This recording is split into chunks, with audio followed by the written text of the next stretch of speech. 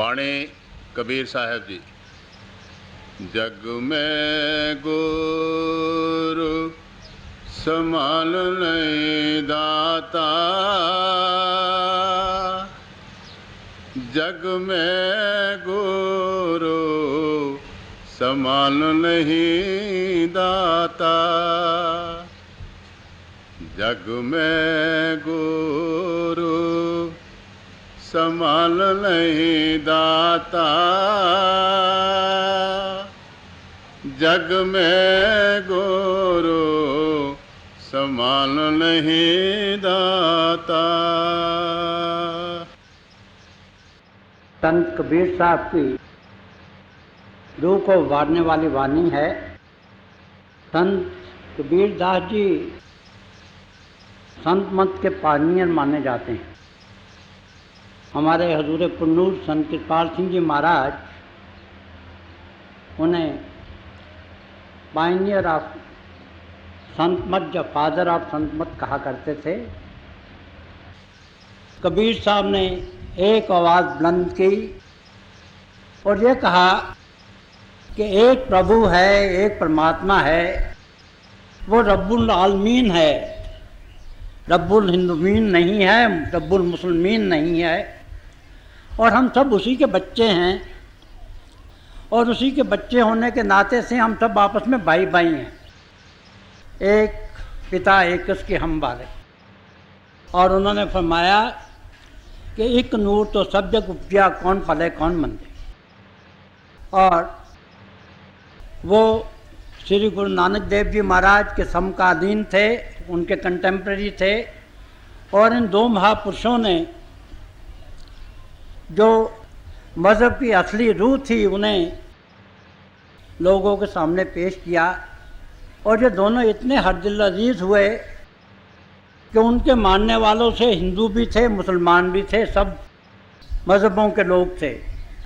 और हकीकत भी ये है कि जब भी ऐसी हस्तियाँ आती हैं तो वो किसी ख़ास कौम या मज़हब के लिए नहीं आती, वो तो मनुष्य जाति के लिए आती हैं। मुझे याद है कि जब हम श्री गुरु नानक देव जी महाराज की क्वीन सेंचुरी मना रहे थे तो उस वक्त गवर्नमेंट ऑफ इंडिया ने जितने भी आलम थे, संत थे, महात्मा थे, उन सबको गुरु नानक साहब पे मजमून लिखने के लिए कहा था। और उन्होंने हमारे हजूर पुन्नूर संत कृपाल सिंह जी महाराज को भी रिक्वेस्ट की थी। तो उस वक्त जो मजमून हजूर पुन्नूर ने लिखा था उसे सर्वश्रेष्ठ माना गया और गवर्नमेंट ऑफ इंडिया ने उसे प्राइड ऑफ प्राइज देकर सबसे पहले छापा। और इसकी ट्रांसलेशन हिंदुस्तान की 14 ज़बानों में तो होनी ही थी, इसके अलावा दुनिया के जितने भी बड़े बड़े मुल्क हैं उन सब की ज़बानों में हुई। उस मजमून को हमारे हजूर पुन्नूर ने इस तरह से शुरू किया था, Guru Nanak did not belong to the Sikhs alone, he belong to entire mankind as the entire mankind belong to him. कि गुरु नानक साहब सिर्फ सिखों के लिए नहीं थे, वो तो तमाम मनुष्य जाति के लिए थे, जैसे कि तमाम मनुष्य जाति उनके लिए थी। और जब भी महापुरुष आते हैं वो यही तालीम देते हैं, वो विश्व प्रेम की तालीम नहीं देते, इससे आगे बढ़कर जितनी भी सृष्टि है उस सबसे प्रेम करने की तलकीन करते हैं। तो ये उनकी वाणी है, वो रूहानियत का सार पेश कर रहे हैं। देखिए किस खूबसूरती से पेश कर रहे हैं और किन सादा अल्फाज में पेश कर रहे हैं। और यही कबीर साहब की वाणी की एक विशेषता भी है कि उन्होंने बड़ी सरल भाषा में, आम फहम ज़बान में रूहानियत का निचोड़ पेश किया है। अगर हम ये चाहें कि रूहानियत को एक लफ्ज़ में बयान करें तो वो लफ्ज़ है गुरु, वो लफ्ज़ है मुर्शद, वो लफ्ज़ है मास्टर। और हम इटिमोलॉजी में जाएं तो ये जो गुरु का शब्द है ये संस्कृत शब्द गौरव से बना है, जिसके मानी हैं जो अंधेरे में प्रकाश है। और जब भी ऐसी हस्तियाँ आती हैं तो जैसा कि हमारे वेदों में कहा है, वो हमें अंधेरे से प्रकाश की तरफ ले जाती हैं, असत से सत्य की तरफ ले जाती। तो वो यही हकीकत बयान कर रहे हैं कि दुनिया में जितने भी बेनिफिक्टर हैं, जितने भी अपने आप को ये बताते हैं कि वो मनुष्य जाति की सेवा कर रहे हैं, जब मनुष्य जाति का कल्याण कर रहे हैं, उन सब में से अगर कोई सच्चा कल्याणकारी है तो वो है गुरु, क्योंकि वो सबसे बड़ी दात देता है। और इस शब्द में वो ये बता रहे हैं कि गुरु कौन होता है और वो हमें क्या नेमत देता है। जो गुरु होता है असल में वो जीता जाता परमात्मा होता है। यहाँ दो स्कूल्स ऑफ थॉट हैं। एक स्कूल ऑफ थॉट तो ये कहता है कि nobody has seen God in his absolute form and nobody will see him that form, कि प्रभु को उसकी असली हालत में किसी ने नहीं देखा और कोई असली हालत में उसे देखेगा भी नहीं। और ये भी सत्य है। जो दोनों स्कूल ऑफ थॉट जो कहते हैं, इसमें हमें एपरेंट डिस्पैरिटी दिखाई देती है, पैराडॉक्स मालूम होता है, मगर दोनों की असलियत एक है। क्योंकि जो आखिरी मुकाम है जहाँ जाके हमारी आत्मा और परमात्मा का मिलाप होता है, वो तो लय होने का मुकाम है। तो वहाँ पहुंचकर कौन देखेगा और किसे? वहाँ जो महबूब होता है वहाँ वो तो आशिक बन जाता है, जो आशिक है महबूब बन जाता है। वहाँ जाके आत्मा और परमात्मा एकमिक हो जाते हैं। तो वो ऐसा मुकाम है कि जाके ये कहना कि आत्मा ने प्रभु को देख लिया है, ये भी मुश्किल है। मगर जो दूसरा स्कूल ऑफ थॉट है वो ये कहता है कि नानक का पातशाह दिसे ज़ाहिरा। और इसी तरह से क्राइस्ट ने कहा है बिहोल्ड द लॉर्ड। और एक सूफी ने कहा है कि मन खुदारा आशकारा दीदाम दर सूरते इंसान खुदारा दीदाम, कि मैंने प्रभु को ज़ाहिरा ज़हूर देखा है और इंसान के जामे में मैंने खुदा को देखा। और इसी तरह से बाकी सूफी भी इसी बात को अपने अपने अंदाज में कहते रहे हैं। जब शरीयत का दौरा होता है तो वो दबे अल्फाज में कहते हैं, जैसे एक सूफी ने कहा है कि बंदगान खुदा खुदा ना बाशन, लेकिन जो खुदा जुदा ना बाशन, कि जो बंदगान खुदा होते हैं वो खुदा तो नहीं होते हैं, लेकिन वो खुदा से जुदा भी नहीं होते हैं। तो ये बात तो एक है, कहने का जो अंदाज है वो जुदा गाना। तो इसी तरह से हजरत बुल्ले शाह ने कहा कि मौला आदमी बनाया, और हमारे पांचवी पातशाही ने कहा कि हरियो नाम पढ़ो रामदास, कि जो हरि का नाम है वही सतगुरु रामदास जी पढ़ गया। तो जब भी ऐसी हस्तियाँ आती हैं वो प्रभु रूप होती हैं, वो तो जिंदा जावेद खुदा होती हैं। और उनका एक ही मिशन होता है कि जो रूहें प्रभु से जब से ये संसार बना है जुदा हुई हैं और उसके फिराक में वो तड़प नहीं हैं, बिलक रही हैं, सिसक नहीं हैं, उन्हें वापस जाके प्रभु से मिला दे। और महापुरुष हमें यही बताते चले आए हैं कि ये जो इंसानी जन्म है ये सबसे ऊंचा जन्म है। इसे हम नर नारायणी देह कहते हैं, इसे हम अशरफुल मखलूकात कहते हैं, इसे हम crown and roof of creation कहते हैं। बात एक ही है, क्योंकि इसी जन्म में हमारी आत्मा का और परमात्मा का मिलाप होता है, और किसी जन्म में ये नेमत हमें नसीब नहीं हो सकती है। और हमारे ग्रंथों में यहाँ तक आया है कि जब इंसान को पैदा किया गया तो फरिश्तों को भी यह हुक्म सादर हुआ तो इंसान को सजदा करें। क्योंकि अगर फरिश्तों को, देवी देवताओं को भी ये मकसूद हो कि वो प्रभु से मिल जाएं, प्रभु से एकमिक हो जाएं, तो उन्हें भी इंसान का चोला धारण करना पड़ता है। और संत महात्मा हमेशा हमें यही तालीम देते हैं कि ये जो हमें मनुष्य जीवन मिला है, इससे सबसे बड़ा देय यही है कि हम अपने आप को जानें और प्रभु को पाएं, खुद शनासी और खुदा शनासी, the self knowledge and God realisation. और यही सिर्फ हमें तालीम ही नहीं देते हैं, क्योंकि उन्होंने खुद mystery of life and death को हल किया होता है, वो हमें इस mystery of life and death को हल करने में मददगार भी होते हैं। और सबसे बड़ा वो कर्म ये करते हैं कि खुद जो प्रभु के चाहने वाले हैं उन्हें अपने कदमों में बुलाते हैं। ये मिस्टिसिज्म का एक बेसिक प्रिंसिपल है कि इश्क अव्वल दर दिल माशूक पैदा मिशवद, love always emanates from the heart of the beloved.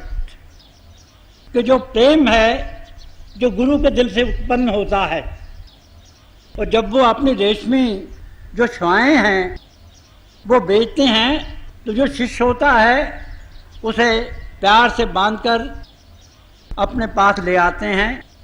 और ये कहा गया है कि we are all lost sheep, we don't know our shepherd, कि हम तो अंधे हैं। कुर्बानी में भी आया है, हम तो अपने मुर्शिद को, अपने गुरु को पहचान नहीं सकते हैं, मगर वो तो जानता है कि वो हमारा शेफर्ड है।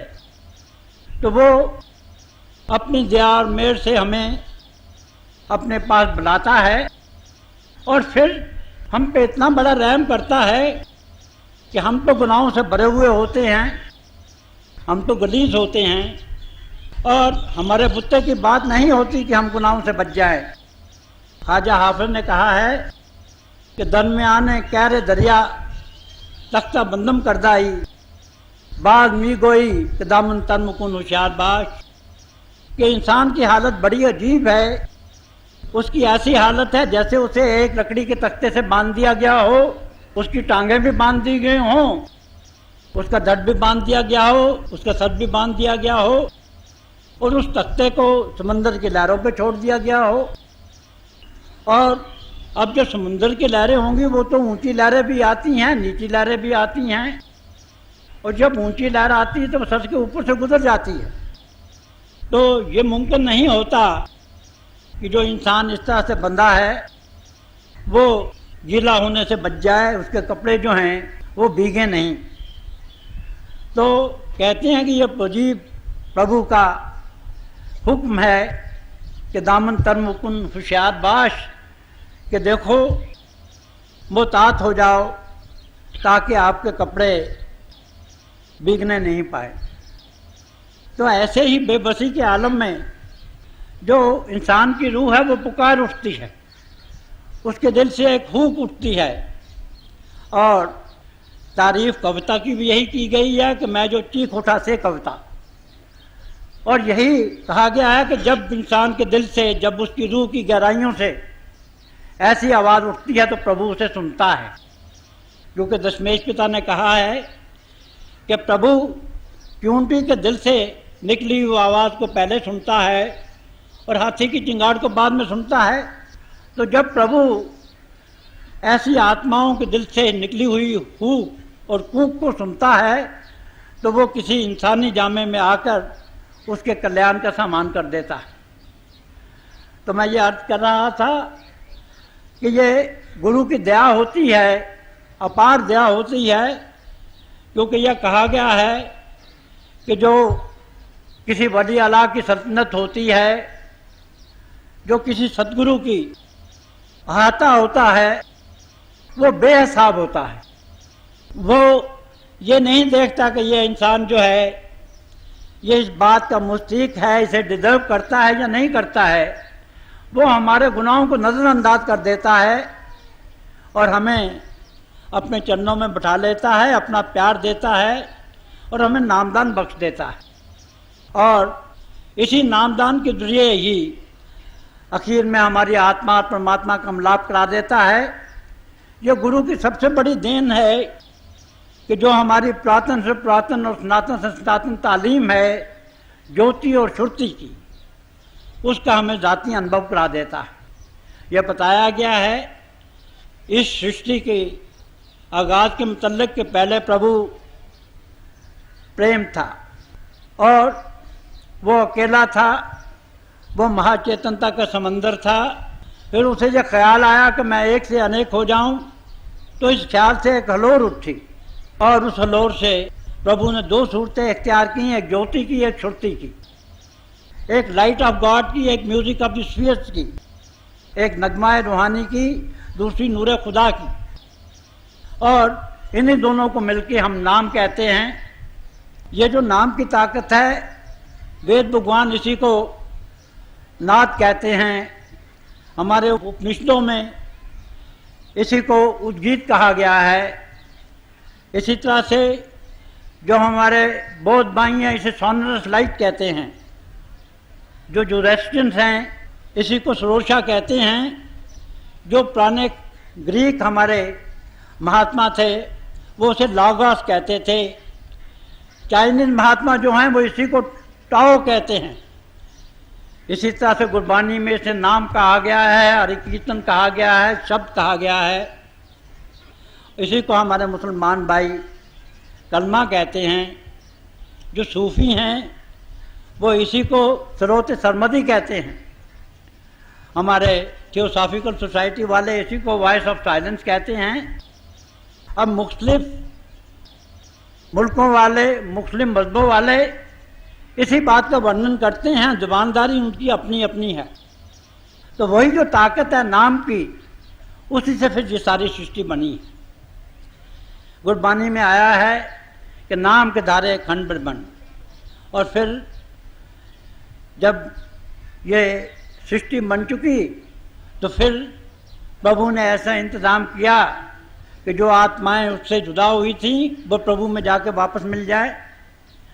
तो यही जो काम सबसे बड़ा करता है गुरु, वो ये है कि वो हमें नामदान बख्श देता है। जीते जी मरने की जो विद्या है वो हमें सिखा देता है। और यही प्रभु की सबसे बड़ी देन है जो कि गुरु के द्वारा इंसान को मिलती है। तो ये बता रहे हैं कि जो गुरु है वो सबसे बड़ा दाता है। दाता तो और भी बहुत हैं।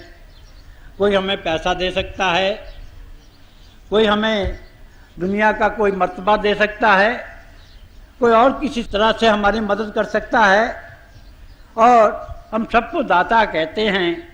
मगर देखिए ये दुनिया की जितनी चीज़ें हैं, ये दुनिया फ़ानी है, और वो जितनी चीज़ें देते हैं वो भी फ़ानी हैं। इनमें से कोई लाफानी चीज़ तो नहीं है, इटर्नल चीज़ तो नहीं है, इमॉर्टल चीज़ तो नहीं है। हम दुनिया में गर्व करते हैं अपने मित्रों पे, अपने रिश्तेदारों पे, अपनी धन दौलत का, इससे अलावा अपनी कुर्सी का, और फिर अपने नेम एंड फेम का। मगर हमने अक्सर देखा है कि जब तक जो किस्मत है वो हमारा साथ देती है, जो हमारे दोस्त हैं, मित्र हैं, हमारे इर्द गिर्द मस्ताना वार घूमते हैं, कहते हैं कि अगर आपका पसीना टपका तो हम अपना लव टपका देंगे। मगर जब देम लक, जब किस्मत अपनी नज़रें फेर लेती है तो हमारे दुनिया के जो दोस्त हैं वो भी अपनी नज़रें चुराना शुरू कर देते हैं। इसी तरह से जो धन है, दौलत है, हम जो समझते हैं कि ये हमेशा रहने वाली चीज़ें हैं, मगर हमने देखा है जब हम कुर्सी पे होते हैं तो हम ये समझते हैं कि we are the arbiter of the destiny of others, तो हम दूसरों का मुकद्दर बनाने वाले हैं। मगर कुर्सी हमेशा के लिए नहीं रहती, कुछ देर के बाद कुर्सी छिन जाती है। मुझे याद है कि जब मैं पढ़ा करता था तो एक नज़्म थी हमारी किताब में, पैट्रियट, उसमें एक पॉलिटिशियन के लाइफ के दो रुख पेश किए गए थे।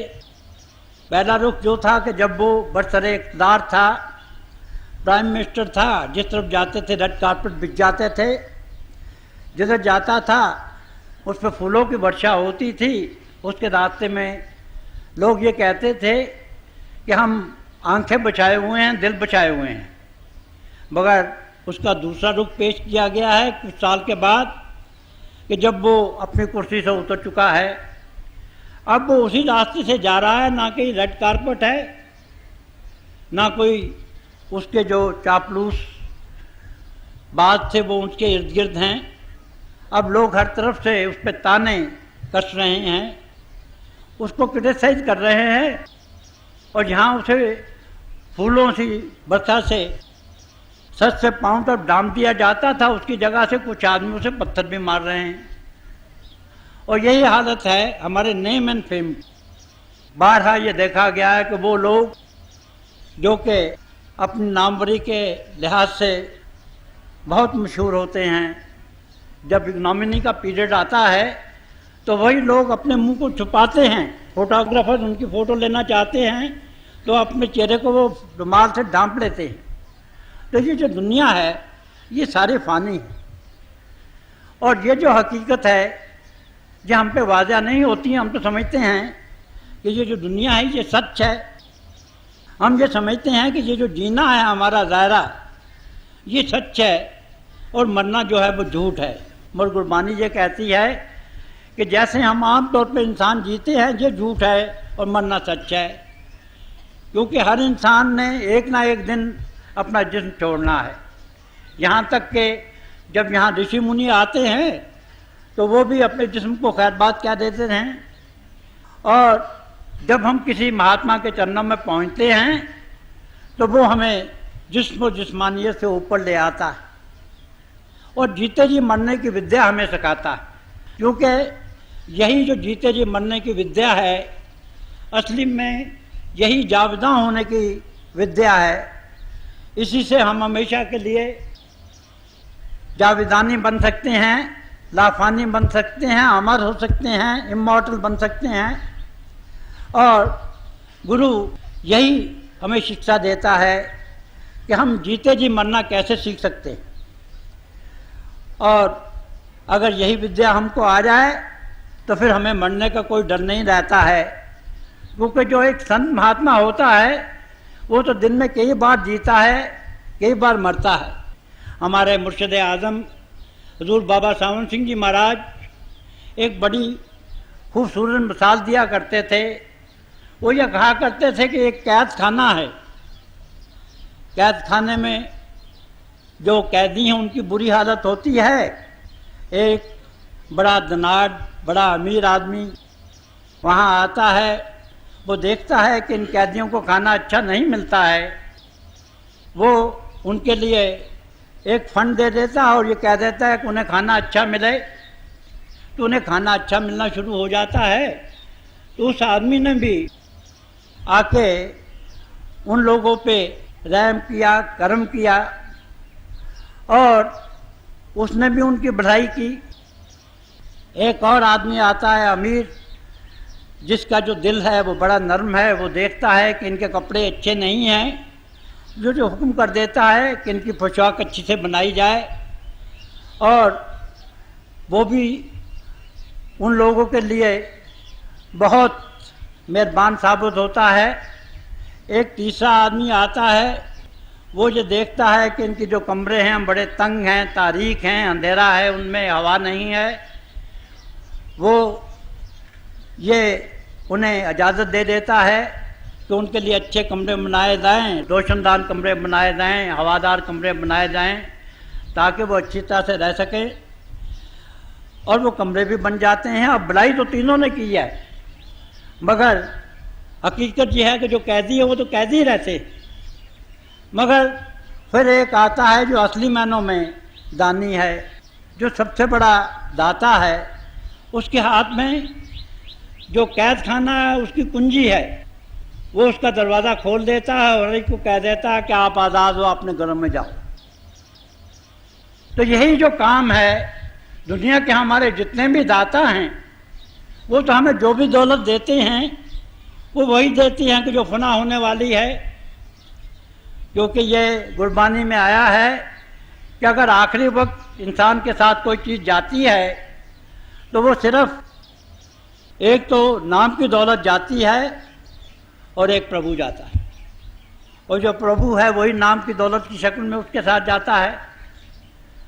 तो यही दौलत जो है जब भी संत आते हैं हमें देते हैं कि जो 84 लाख जिया जो उनका कैद खाना है वो इसे बचा लेते हैं और हमारी आत्मा और परमात्मा का मिलाप कर देते हैं। तो यही उनकी सबसे बड़ी बख्शिश है, यही उनका सबसे बड़ा मिशन होता है। तो उनका जो रूहानियत का सूर्य था वो इस घोर कलयुग में चमका और हजारों दिलों में उजाला कर गया। और उन्होंने पापी देखा न पुण्य, आज तक न नास्तिक, इंडियन ना अफ्रीकन, गोरा ना काला, हिंदू ना मुसलमान, सिख ना ईसाई, जो भी उनके चरणों में पहुंचा उन्होंने उसे अपनी रहमत के दामन में लपेट लिया और फिर उसे ज्योति और श्रुति का जाति अनुभव करा के जीते जी मरने की विद्या सिखा दी, जिसको जिस्मानियत से ऊपर ले आए और अंत में जाकर रूहानी मंडलों में से उसे गुजारा। जो भी उनके प्रोटेक्टिव विंग में आया उन्होंने रूहानी मंडलों से गुजार कर उसे त्रिगुण अतीत किया और फिर उसे ऐसी स्टेज में पहुंचाया कि जहां जाके हमारी आत्मा को ये एहसास होता है कि मैं परमात्मा की अंश हूँ।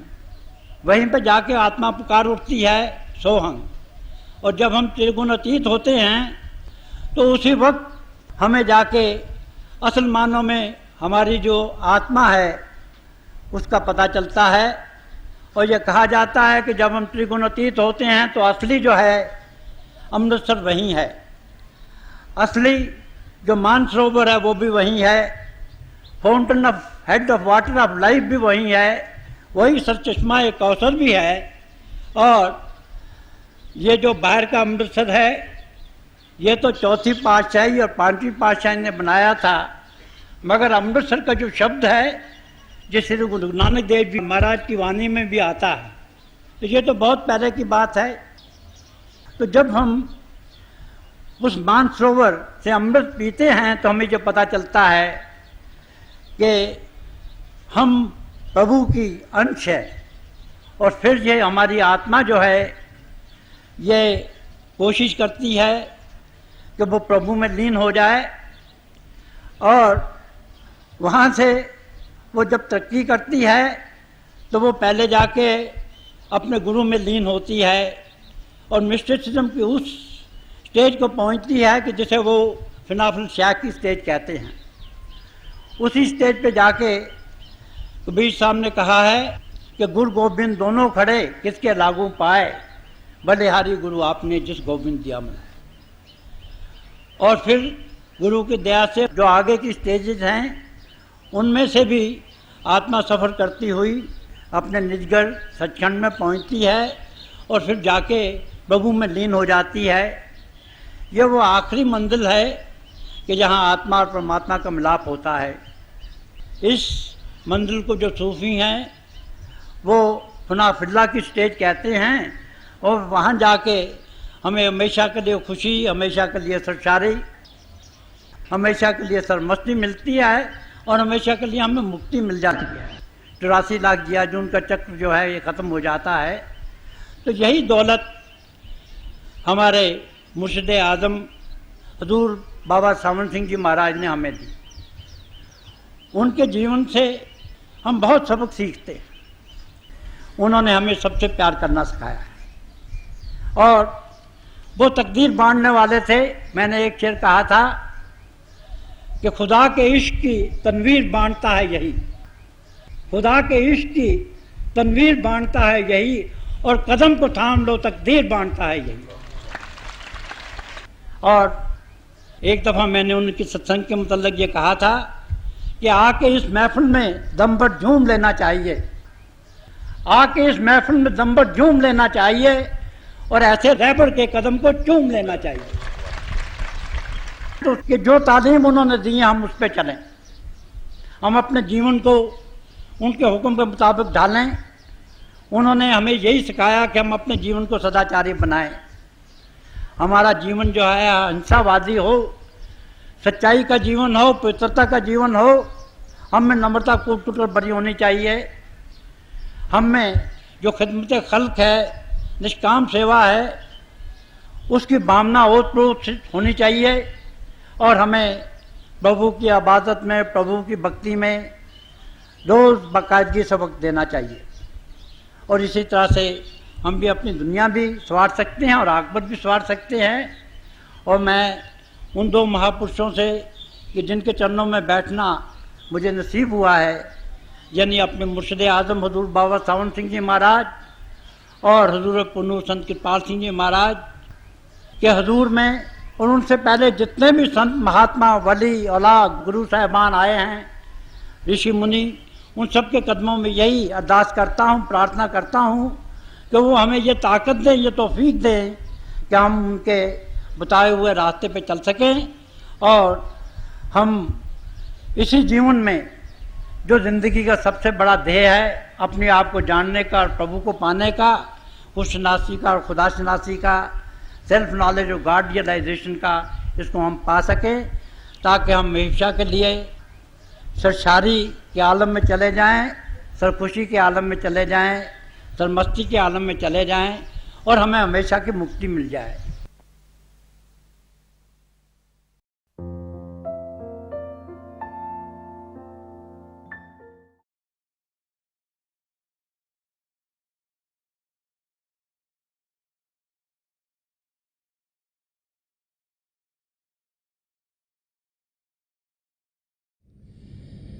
प्यारे भाई और बहनों, हम सब बड़े खुशकिस्मत हैं कि हमें दयालपुर संत दर्शन सिंह जी महाराज के दिव्य वचन सुनने को मिले। जो भी उनसे मिला उसने यही अनुभव किया कि संत दर्शन सिंह जी महाराज ने उनसे सबसे ज़्यादा प्रेम किया। वो बार बार समझाते थे कि प्रभु प्रेम के महासागर हैं, हमारी आत्मा उनका अंश होने के नाते प्रेम से भरपूर है और प्रभु के प्रेम के ज़रिए ही हम अपनी आत्मा का मिलाप परमात्मा से करवा सकते हैं। तो प्रभु का प्रेम हम सबके भीतर चल रहा है, शब्द के ज़रिए हम उसके साथ जुड़ते हैं। शब्द जिसके दो रूप हैं, ज्योति और श्रुति। तो थोड़ी देर के लिए आप सब प्रभु की ज्योत के दर्शन के लिए बैठ जाइएगा। आप जहाँ भी बैठे आराम से बैठेगा, अपनी आंखें बंद कर लीजिएगा और जो आपके आई बॉल्स हैं, आंखों के डले सीधे सामने होने चाहिए, जैसे कि आप 8 या 10 इंच अपने सामने फोकस हों।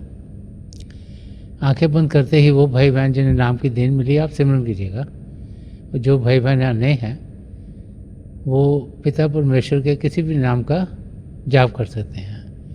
जाप मन ही मन करना है, ऊंचा नहीं दोहराना। आपके सामने रोशनी के चिन्ह दिखेंगे, बड़े ध्यान से जो भी नज़ारे दिखते हैं उसे ध्यान से देखिएगा और आप देखेंगे कि दिन ब दिन जैसे जैसे आप अभ्यास करते चल जाएंगे, आपको अंदर में प्रभु की ज्योति, आसमान, सितारे, चंद्रमा, सूर्य और बहुत से नज़ारे देखने को मिलेंगे। जब हम इन नज़ारों को देखते हैं तो हमें शांति मिलती है, प्रभु के प्रेम का अनुभव होता है और हम अपनी मंजिल की ओर बढ़ना शुरू कर देते हैं। थोड़ी देर में मैं आपको इस अभ्यास से उठाऊंगा और मेरी शुभकामनाएं आप सबके साथ हैं।